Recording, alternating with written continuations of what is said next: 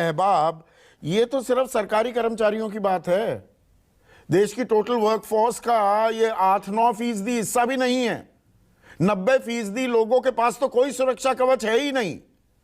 तो ये बस सुरक्षा सरकारी कर्मचारियों को साध लो तो एक वोट बैंक आपका मुकम्मल हो जाता है। दरअसल ये लड़ाई वहां पर है, या कोई भी व्यक्ति, हर व्यक्ति का इस देश की तरक्की में, विकास में, विश्व गुरु की राह में कोई ना कोई योगदान है। वो टैक्स भी देता है।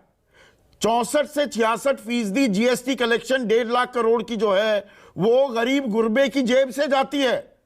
ये अमीर रसूखदार तो 3-4% देते हैं जीएसटी में अपनी कंट्रीब्यूशन। उसके सुरक्षा कवच की बात होगी, या ये दरअसल राजनीतिक दलों का सुरक्षा कवच है कि जी पेंशन की बात कर दो, वोट मिल जाएंगे। अनम्यूट कीजिए अहबाब भाई।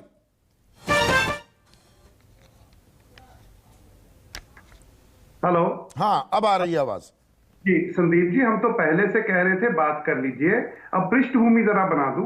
पृष्ठभूमि ये है कि इकोनॉमिक और पॉलिटिकल आर्गुमेंट छोड़ दीजिए। हम तो एक बात कह रहे हैं कि 10 लाख करोड़ कॉर्पोरेट घरानों का माफ किया, 10 लाख करोड़ एनपी हो गया, कोई बात नहीं। अब जो पेंशन फंड था, जो एम्प्लॉइज के पैसे थे, उनको एक्सेस नहीं, कोई बात नहीं। आरबीआई ने रिस्क की वार्निंग दी कि भाई अदानी में पैसा मत लगाओ, मत लगाओ, मत लगाओ, लगा दिया गया, $100 अरब उड़ गया, कोई बात नहीं। पृष्ठभूमि ये है कि सरकार रफ शॉट करती है, चाहे जीएसटी हो, चाहे नोटबंदी हो, जो मन है कर देते हैं। और जैसे 1-1.5 साल किसानों को लड़के किसान कानून वापस दिलवाने पड़े, लड़ाई चलेगी। अब रही बात इस पेंशन की।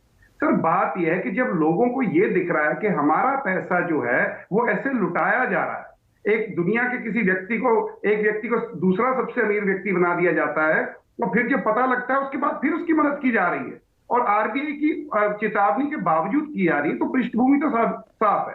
अब बीजेपी क्यों मानी है ये बता दो। बीजेपी इसलिए मानी है क्योंकि इन्होंने सब एक्सपेरिमेंट कर लिया। 10 साल डॉक्टर साहब ने सरकार चलाई, मोदी जी के 10 साल पूरे हो रहे। हमने रामनवमी पे जो हुआ हमने देखा, इनका जो फॉर्मूला था आज नहीं चल रहा।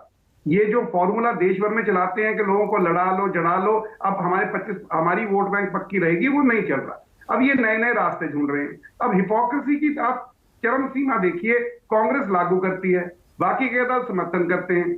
हम तो एक बात कहते हैं कि आज जब बीजेपी को यह समझ आ गया कि हमारा हिंदू मुसलमान नहीं चलना भाई, हमें एक्सपोज हो गए हैं हम, जो हमने अपने क्रोनी कैपिटलिस्ट का साथ दिया। अब कम से कम जो ईमानदार सच्चे लोग हैं, जो 2 वक्त की रोटी कमा के खाते हैं, उनको उनके पैसे का एक्सेस दे दें। हम तो ये कह रहे हैं। अच्छा, अर्थव्यवस्था पे बोझ पड़ेगा, बिल्कुल पड़ेगा, इसमें कोई दो राय नहीं। हम तो शुरू से कह रहे थे कि आइए बैठिए, बीच का रास्ता निकालते हैं, इंप्लॉइज को उनके पैसे को एक्सेस दीजिए, उन्हें भी कंट्रोल दीजिए कि उनका पैसा कहां लगेगा। ज्यादा से ज्यादा क्या होगा जी, गवर्नमेंट ऑफ इंडिया बॉन्ड ले लें। अगर देने ही है तो अदानी को क्यों देने हैं जी, कि एक व्यक्ति अमेरिका में उठे, एक रिपोर्ट करे और $100 अरब टैक्स पेयर के उठ जाए। जो काला धन बाहर से आना था, सफेद धन बाहर जाने लग गया। हमारा संदीप जी ये आर्गुमेंट है कि मोदी जी तो झोला लेके चल देंगे, लेकिन जिनके परिवार हैं, झोला लेके तो सारी सरकारें चल देंगी ना। बात यह है, अगर भविष्य की पीढ़ियों पर बोझ है, झोला तो आप भी उठाकर लेकर चल दोगे।